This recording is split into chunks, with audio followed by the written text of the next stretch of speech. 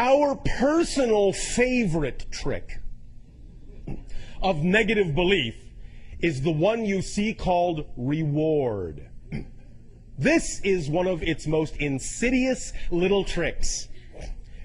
Negative beliefs will actually use positive reinforcement to reward you for buying into the negative belief, so that you will then only recognize it as the thing to do. This is where it uses the motivational mechanism. This is where it attaches an apparently rewarding result to having chosen the negative path, and makes you feel good about yourself and makes you feel safe and protected for having chosen the safer path, which is only another way of saying the negative belief in this case. So in recognizing that it does this, that it uses all these tricks, you can begin to really examine each and every one of these.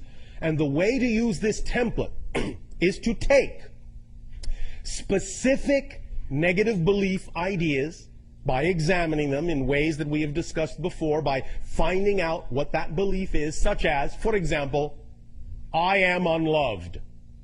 And taking that and putting it in the center of that diagram and looking at all the different ways the tricks are used to reinforce the idea that you are unloved, and to make it seem like the thing to keep choosing, to make it justified, rationalized, rewarded, to develop the paranoia that forces you to not look for the reality where you are loved. One of the most insidious ways it has of reinforcing your inability to go in that direction is to make you believe that if you actually go looking for the positive side of that belief, you won't find it, because there is no such thing. It can't be true. And thus then when you go looking and find out it doesn't exist, you will then be disappointed. You will then find out that you really are as bad as you've been told you are. And so to avoid that reinforcement of the negative self at all costs, you will simply stay within the negative self. Look at how insidious that is. It is actually saying, don't go looking to prove the negative. Stay in the negative you are in, because the negative you are in is at least better than proving that the negative is true. It's actually using itself to reinforce itself by saying you don't want to go and find out that what I'm telling you might actually be true, because at least here you have a shadow of a doubt, a tiny shadow of a doubt. I'll allow you that much. That's your reward.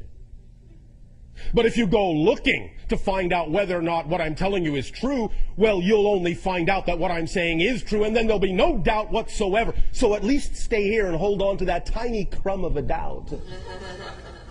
At least that will allow you to survive. Miserably, but survive.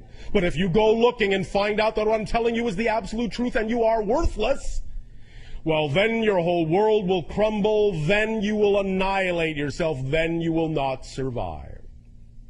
Because how could you possibly survive absolutely knowing that you don't belong in creation?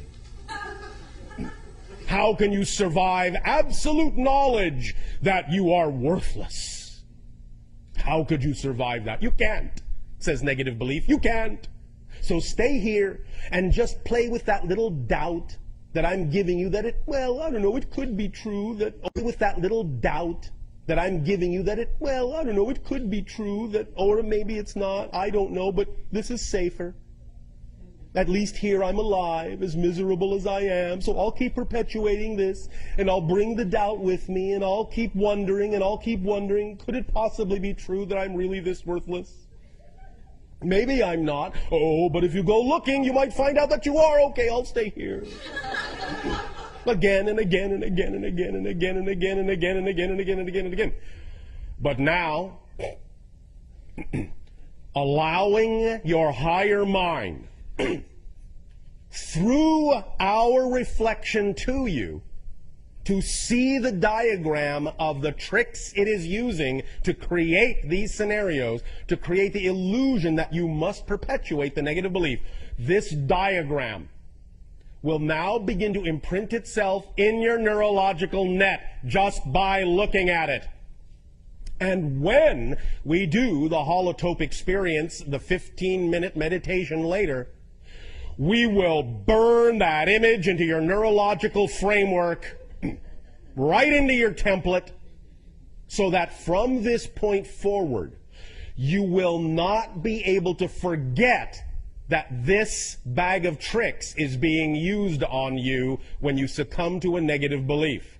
And that will give you an edge, just enough of an edge, so that when you find yourself falling into a negative belief and perpetuating it, and going, oh, poor me, this is my lot in life, I will never escape this, there is no way out, it's not changeable, what you're saying to me is not true, you are my enemy by telling me I am loved, then you will remember this template and suddenly go, oh, wait a minute,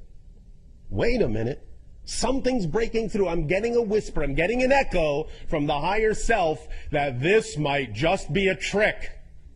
You'll start remembering that the bag of tricks is being used on you, and suddenly you will realize the fallacy, the folly, the illogic of it, the nonsensicalness of it.